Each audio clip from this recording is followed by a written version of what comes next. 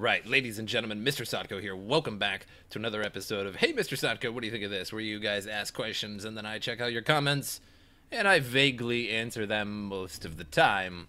But today we got about 46 comments or so, and that's including some replies, but whatever. So first one says, you need your PhD. A fake one will do, so I can call you Dr. Sotko. Also, you and Crypto Lark are the best crypto YouTubers.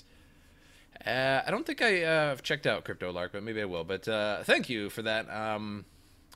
Yeah, I could be Dr. Sotko. Why not? Sure.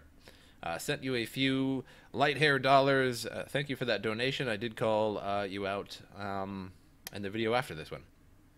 Hey, MrSotko, what do you think of Souse coin? I don't know so much about Souse, but Sotko coin, we want Sotko coin. I know you guys do, but either way. And I did check out who Big Lenny was because I didn't know who that was, and apparently some very odd, eccentric bodybuilder. So you read my comment? Yay, I guess that makes me famous now. That does make you famous. Dr. Sotko, without a doubt, is the sauciest baby in the space. Keep it super funky. And when will Joe Rogan come out with DMT chain? I'm not really sure.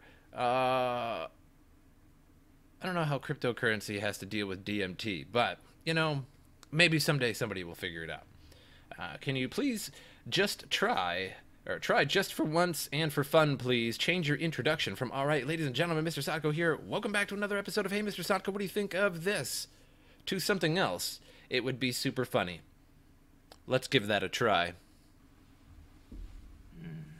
Ladies and gentlemen, welcome back to Crypto War. We're all in this together against the American and probably all the other governments. Who knows? We're not even counting anymore. And the evil fiat currency. And what I'm going to need for you all today is to buy all of my male vitality pills, because we're in a crypto war here. And you're going to need male vitality. And you're going to need iodine pills. I got them for $400 a pill in case of nuclear apocalypse. And water purifiers. And other vitamins that you could get pretty much anywhere. But if you buy them from my site, you know they're going to be better than other vitamins. And let me give you one free tip. To keep the government, to keep that MK Ultra out of your brain.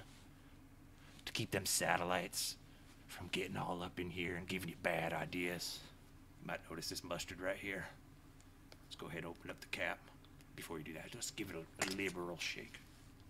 Give it a liberal shake. Get a little bit on your fingers. Just a liberal amount. That's all you need. Just a little liberal amount. Put it right on your mustache. That's good. Got this on my website too. $49.99. It's a steal. You guys smell that? Keeps the government out of your brain. Buy cryptocurrency. And then give it to me. What'd you think of that one? That sounds like it's gonna be something, you know. It's the best I can do, you know. Yes, the mustard washes off really, really easily. It's not a permanent thing, and it gives a lot of luster. You know what I mean? So I'd trade my Ripple for that cripple. Got a better ring to it. Maybe somebody better get on that. People are really liking it. So how can you feel for Trevon? A dude is a self-centered sociopath who would steal everything from you and leave you for dead if he could. Probably.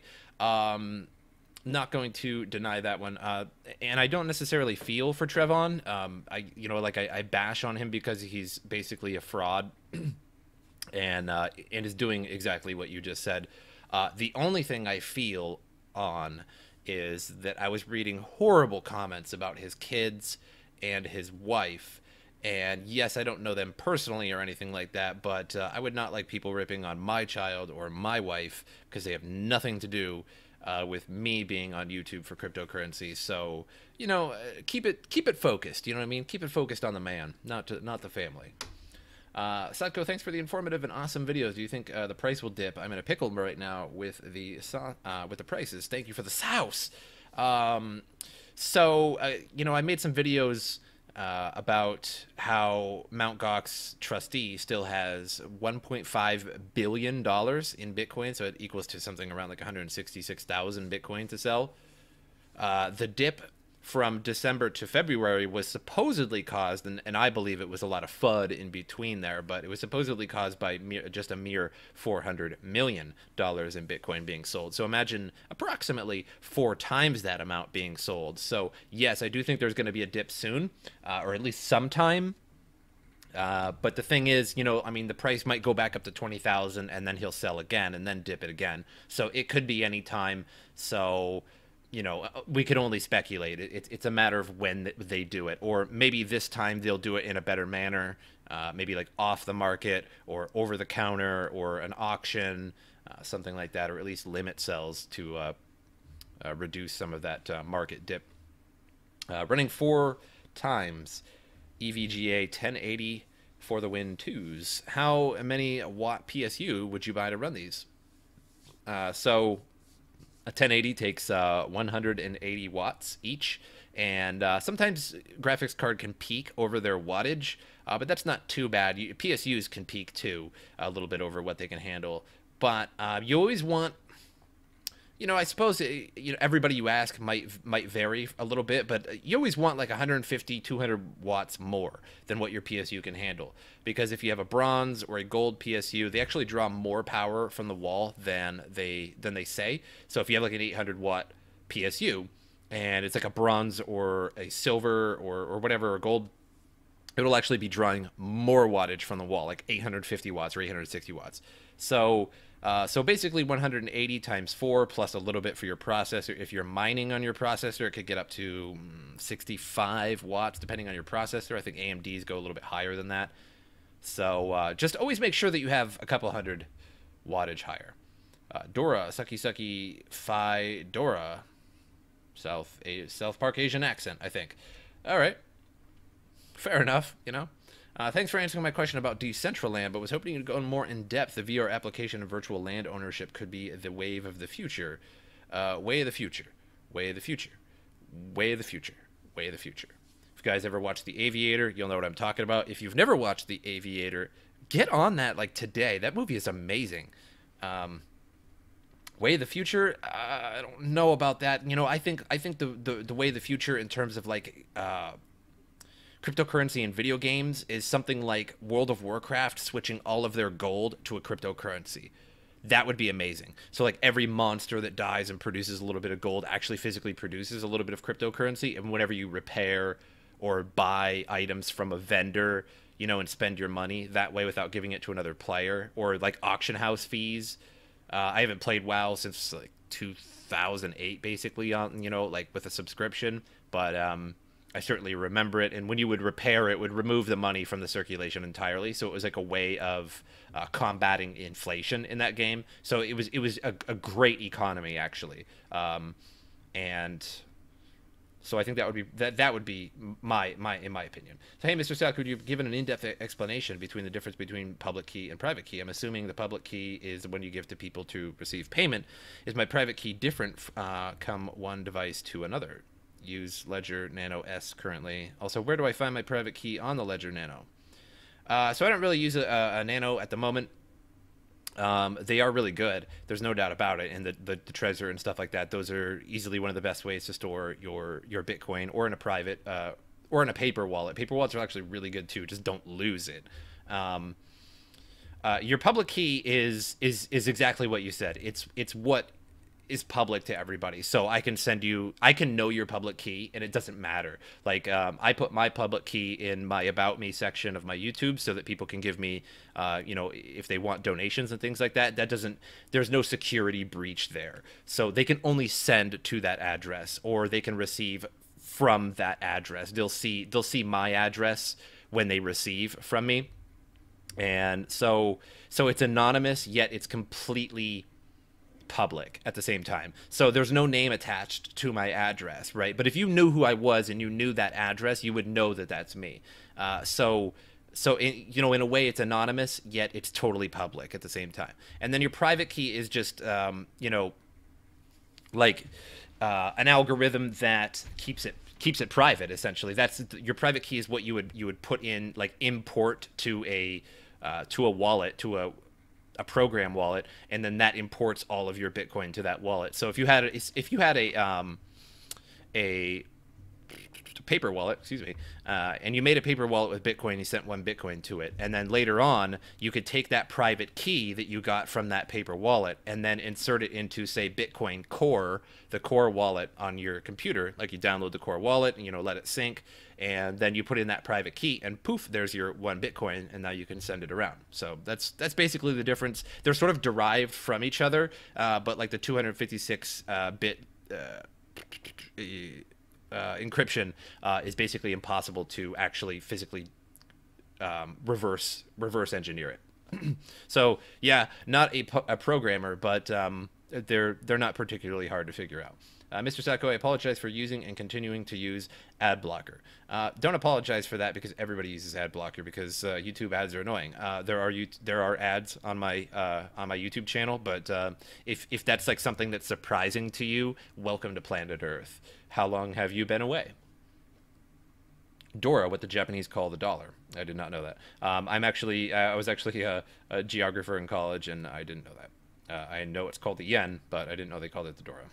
The only thing I know about Japanese, I didn't actually learn a lot about Japan as a geographer, because I'm not honestly all that interested in Japan. It's just not that a very interesting culture to me. I understand that it has a rich history. I get it. But I don't know, it just wasn't all that interesting to me. I like its physical geography more than its cultural. And the one really, really memorable thing I remember a professor saying to me, he said to the class, he said, "Japanese youth enjoy hanging out at Mr. Donut.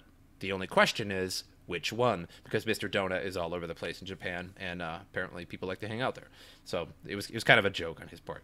I bought 5 Satoshi and sold at 45. Awesome. Pretty cool. Thumbs up. All right. You want to check out the Engine Coin and wallet. They're using tokens in games.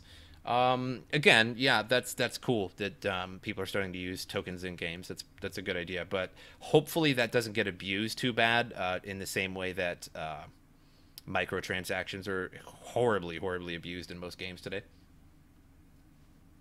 MrSotko, how does your wallet look like? And which coins do you think are worth it? Well, I'm not going to tell you how much crypto I have, because that just kind of sets you up for whatever, but I have Bitcoin, I have Ethereum, I have Litecoin, Vertcoin, Ripple, Monocoin. I have some various Equihash coins like Zencash, Z Classic, and Zcash, and probably some more laying around. But I don't want it to make an entire portfolio and go on about that for 10 minutes.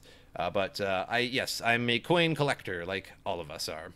Sotko, crypto goes further. Bunny token. It could be promising. Don't you think so? I don't know.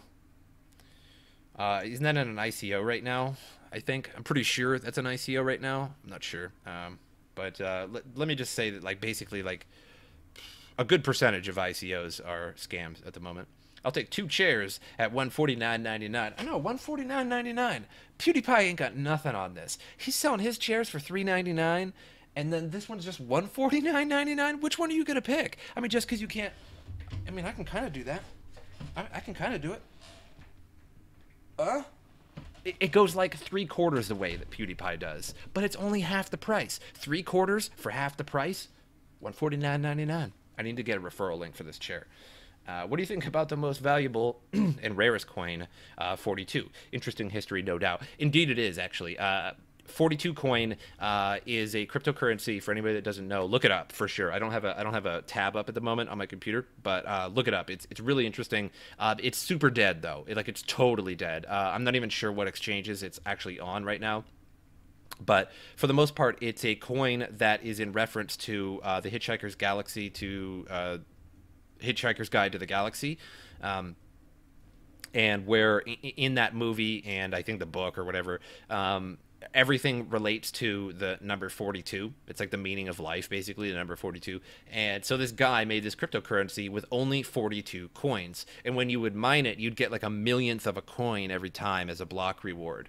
And so there would only ever be 42 coins. It's actually one of the most expensive coins in the world. I think it's worth thousands, and it's worth way more than Bitcoin, actually, per coin.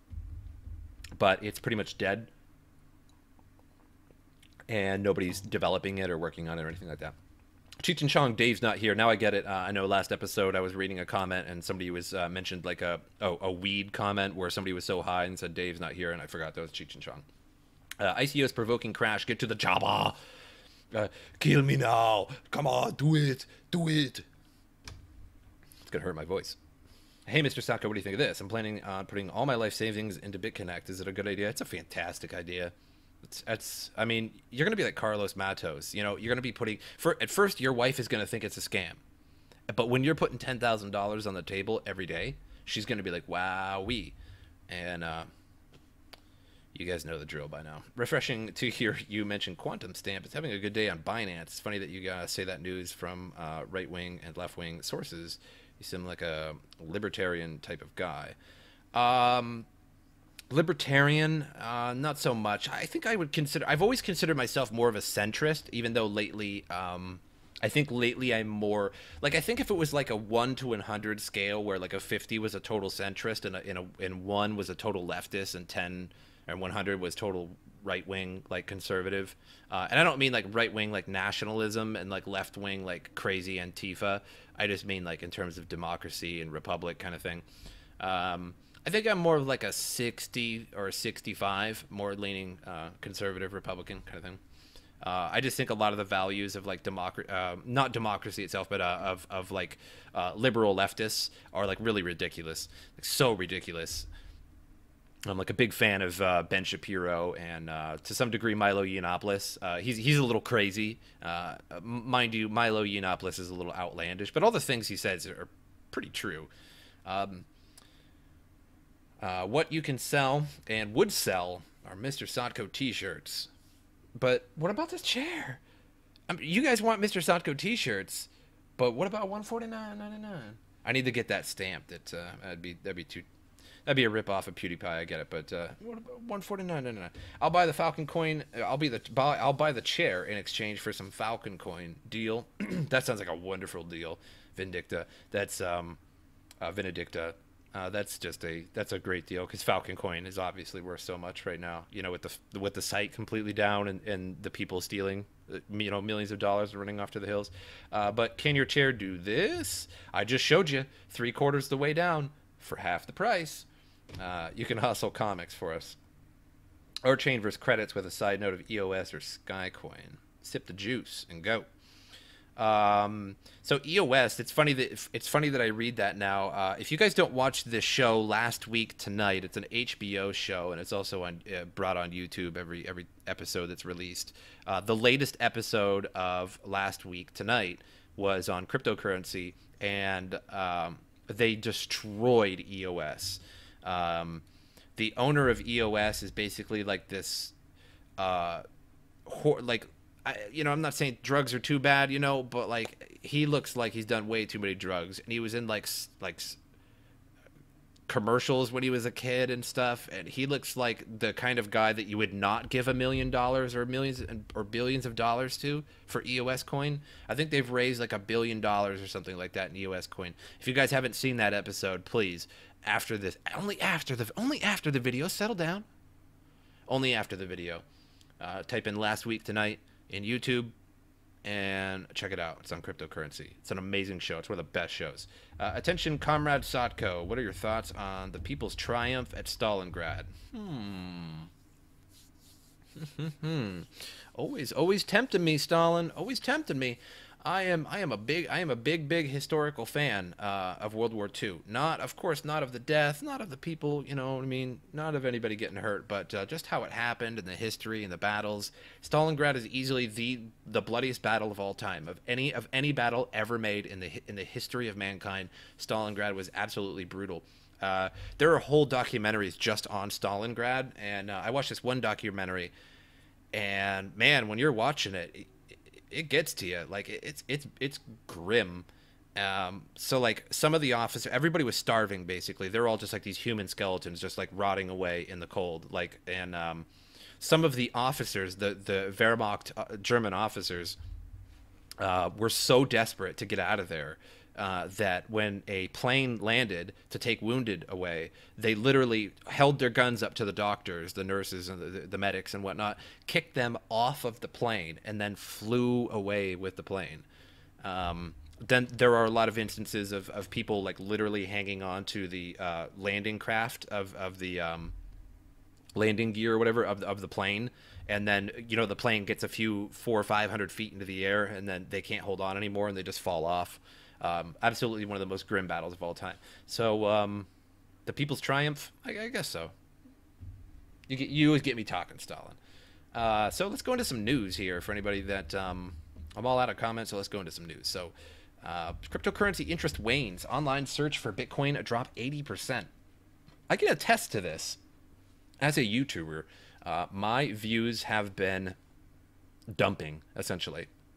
Not a big deal, because, as a YouTuber, you're kind of used to, like, these up and downs of views, and I don't expect anybody or force anybody to watch my videos. However, even Trevon James said that Bitcoin and cryptocurrency in general is sort of, the interest is dying, and the views are dying on most people's crypto channels. Now, interestingly, hold the brakes here. Interestingly, Trevon James, of course, is a total fraud, and everybody is super jacked at him. So it's no wonder that his views went down. That makes sense. Although every single video he makes gets way more videos than mine, and that makes me so envious. Because like I'm not actually like frauding anybody, or at least I'm not trying to. I don't know, I guess. And he totally was, and yet he gets like 4 times the views that every video mine does. So I don't know how that works. That's kind of weird. But anyway, over the course of the past few weeks, cryptocurrency prices have been dropping in value. However, online interest is another trend plunging as well within the digital currency realm, as Google trend searches for the word Bitcoin have descended to levels not seen since October 2017. Now, again, as I've been saying in the past few videos, is that a lot of people bought into Bitcoin 14, 15, 16, 17,000 for FOMO, fear of missing out, And so when it dipped, all those people were left with this Bitcoin valued at $16,000, $17,000 that they bought, and they don't want to trade it. They don't want to sell it until it gets back up to that price. So that takes a whole bunch of volume away. That takes a whole bunch of interest away. And when the price is skyrocketing, the views skyrocket, the searches skyrocket, the prices skyrocket. So it's really about the price of Bitcoin. Everything's related to it. It's just the same way with altcoins going up and down. You might notice that all altcoins go up and down with the price of Bitcoin. Well, it's because everybody buys altcoins in Bitcoin. So here's some of the interest over time, October, and it got to a real high peak there, and it looks like this maybe Christmas time, and then high peak in January there, and then just went with the bomb of the price of Bitcoin. You can basically follow the interest with the fall of Bitcoin. I mean, this isn't a Bitcoin price chart. It's more just world searches for the term cryptocurrency and Bitcoin. But you can clearly see that November was when it started to explode, and then December 18th was about its highest point, somewhere around in here. It kind of dipped here. That might be Christmas, and then it went back up, and then totally went down. So it makes a lot of sense, and this is some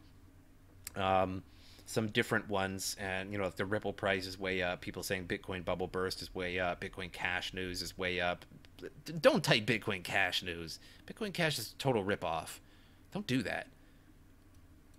Like, seriously, just think about it. Think about it a little bit. Come on, I'm telling you, the Bitcoin Cash is a ripoff, and people are like, no, it's not. You don't know what you're talking about. All right. Oh, okay, I concede defeat, but not really. I just tell them that, and then they kind of go away, and then I start talking about it more. Cryptocurrency exchanges are making millions from just listing coins. So running a major cryptocurrency exchange is a very lucrative business. Coinbase is reported to have made over $1 billion last year, and Binance is on course to pull in $850 million. And while the bulk of these profits come from trading fees, they're not the only revenue stream. Exchanges are also pocketing millions from the fees ICOs and altcoin developers must pay to have their token listed. So exchanges are making a pretty penny. So ICO founders who claim to have been asked for between $50,000 and $1 million for having their tokens listed.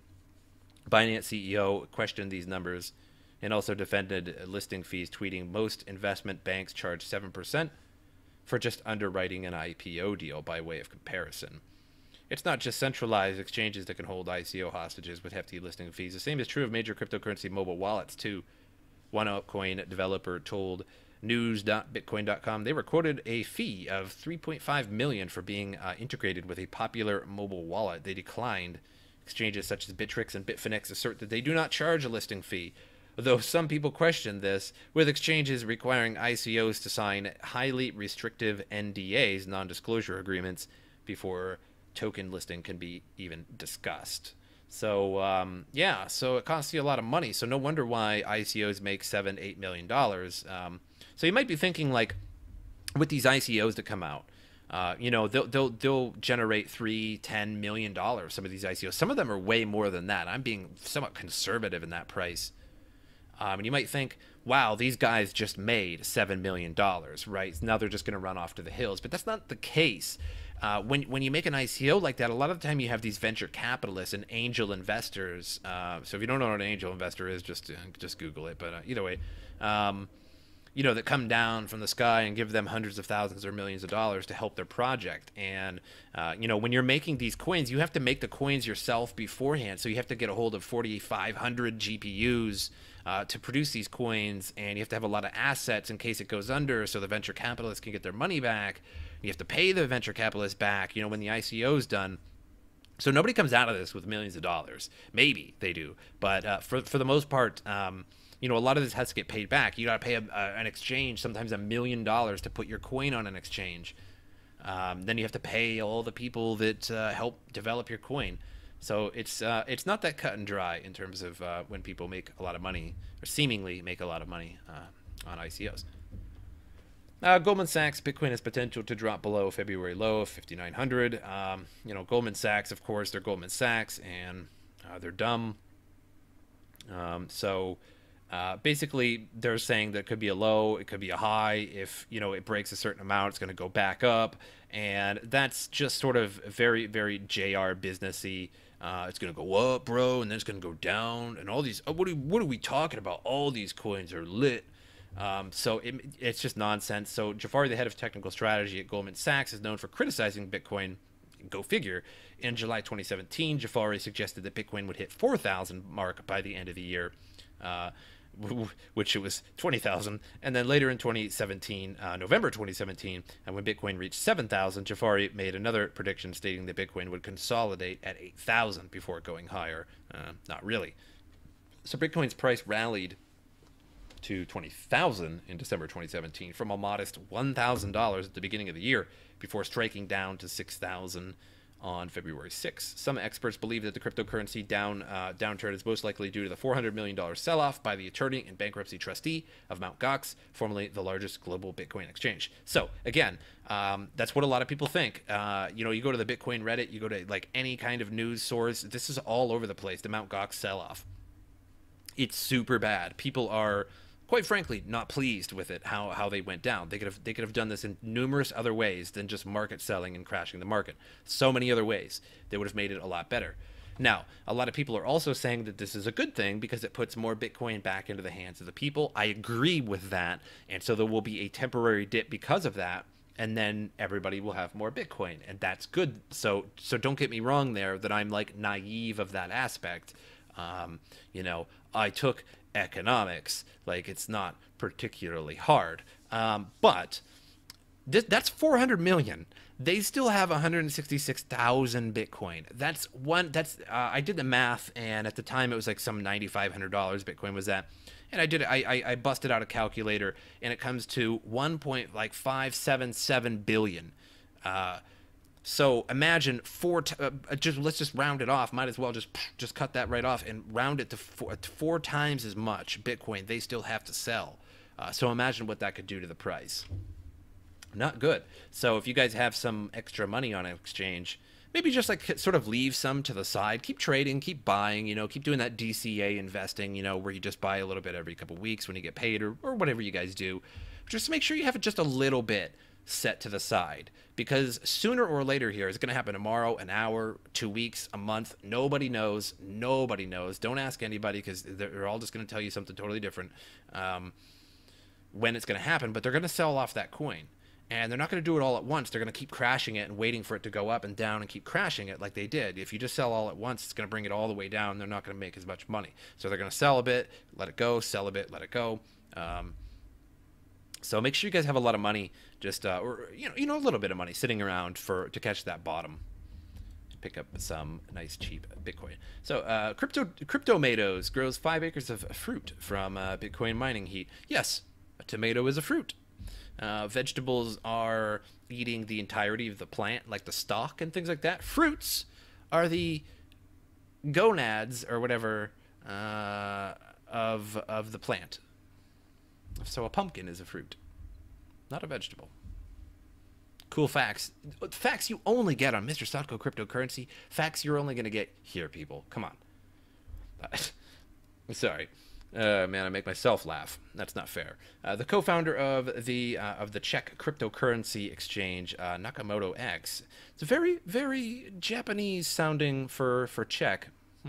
Will launch a blockchain startup based on growing edible crops from excess mining heat. I don't know how well this is going to go, but either way. So basically what happened here is that they've developed a container for all their rigs, and then they blow that heat into a greenhouse. It's a pretty cool idea, but a 5-acre greenhouse, that's pretty big.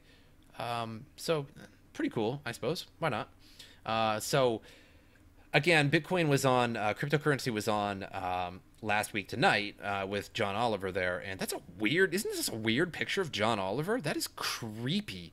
And who is this? But anyway. So he was on, and he made a Beanie Baby like comparison, and people didn't really like it so much. But I'm not really gonna get into this one. Just watch the episode; it's so good. Maybe not that particular episode is the best one, but I don't know. I just really like that show. So South Korea could ease its ICO ban. So it could be eased in the coming months, according to a new report. CoinDesk reported in September that the country's Financial Services Commission had moved to prohibit the blockchain funding model. Yet a new report from Korea Times suggests that the ban may be lifted in part specifically for token sales that meet as yet to be specified conditions. So, it goes on a little bit, but we're not going to, read the entire article here. So this is very good because South Korea and Japan are one of the highest traders of cryptocurrency in the world. The only thing about South Korea is that they're really unique in the sense that they value their cryptos higher than everybody else, first of all. So where Bitcoin is 10,000 somewhere, Bitcoin in Korea will be, South Korea will be 10.5 or 11, right? They just value everything more. And one of the big reasons for that is, one, of their culture. They're just really fanatic about cryptocurrency. And two, the fact that it's really hard to get money in and out of the country. Their money, their country's money, is very hard to get in and out of the country. So it's very hard for them to, send money to a U.S. exchange and things like that. So that's another reason. So like when it's closed off like that, of course the price is much higher. Bitcoin eyes 10K, but charts hint at a bull trap. And I think there was something about this that I wanted to talk about. Yes, that's right. So I read through this article, and it's just a usual weekly chart article, and there's nothing too special about it. However, what I wanted to talk about is that everybody's viewing these charts, and we assume that that by reading these charts, things are going to go up. But at the same time, they're like, oh, well, things might go down too. So these charts never really say anything particularly special. They're just like, well, it might go up or it might go down. And you're like, what? That didn't help me out at all. It's like watching those alien UFO videos or like documentaries, and like you watch it for an hour and then at the end of the documentary, it's just like, we may never know, and then it ends, and you're like, that didn't tell me anything. Like, I wanted to see something, but you know that if there was actually something on that documentary, then it would be totally different anyway, you know? Like, so you're watching this just speculation for an hour, and you're hoping that, like, it's gonna keep going and going and going and get, like, to the evidence eventually, and then it never does, right? So that's like reading these charts. And then on top of that, it does not mention the fact that Mt. Gox still has $1.5 billion of Bitcoin that they were going to sell at some point. So that's completely... so, you know, even this, if this goes up, if Bitcoin goes up super fast, the problem is that Mt. Gox is going to sell their tremendous amount of Bitcoin, and that's just going to go right down. So right now we're in a bit of trouble, and everybody just wants Mt. Gox to get it over with and sell it all right now, so we don't have any future problems. Because the problem, as I just said, the problem is if Bitcoin goes right back to $20,000, it's going to go right back down. It might go all the way back down to 6,000 again. So, you know, there is a strategy to be had there, in the sense that if you set your price, your Bitcoin for like 19,500, expect it to sell and then the price immediately to drop, because Mt. Gox is going to get on selling their Bitcoin again sometime soon, and they're probably going to choose the highest point of Bitcoin to do that. Oh, yeah, so this article here, sorry, I kind of have to think sometimes. This article here also has to do with this article here. I'm not going to read the entirety of them, but so basically, for the most part, you know, governments are starting to really crack down on crypto fraudsters. The reason is because they don't want the funds to actually get really truly mixed into their economies, because like then when crypto goes down, an economy is going to go down with it. And that's a major problem. And on top of that, there's so many frauds lately that, you know, these pyramid schemes, these Ponzi schemes, which is basically the same thing, fraud ICOs that literally just take all your Ethereum, and then, you know, nothing ever happens. You don't get anything in return, and they just run off to the hills. Nobody catches them. Nobody imprisons them. Nobody sues them. Nothing like that ever happens. So now it's starting to happen. So people can actually be... so actually one of my YouTubers... YouTube fans sent me this article here, and I read it, and it was really nice. So if you guys want to check it out, it's just on wolfstream.com. The cryptocurrency manipulators can go to jail. So it was a good read, and, you know, I expected this to come sooner or later. Government regulation is going to come sooner or later, like whether we want it or not. It's I know everybody wants it to be Wild West crypto, and that might be a good thing, but the problem is it's so easy to fraud people. I mean, there's Twitter frauds where they're just like, oh, send us 1 Ethereum and we'll give you back 20 Ethereum. And people do it. People are sending them Ethereum for this. Like, they're making $20,000 like per like tweet that they make on these things. Like, people are actually sending them crypto. Like, it's not a joke. Kind of dumb people, honestly. I'm sorry, but, you know, I mean, people are doing it. You know, these fraud ICOs, fraud pyramid schemes, fraud exchanges getting hacked, and then nothing ever happening to it. Like Nice Hash got hacked, and they so far they only paid everybody 10% back of the value of the 62 million lost of $1 million. So that's terrible. It's like $6 million they paid back so far. That's so small compared to the long run. So there has to be some kind of regulation, or at least some kind of consequences for these crypto frauds. And at the very least, it will deter a percentage of the fraud, I suppose. But either way, I hope you guys liked this video. I know it was pretty long, but I had a lot of news, had a lot of things to go over. But I hope you guys enjoyed it, and I'll see you guys next time.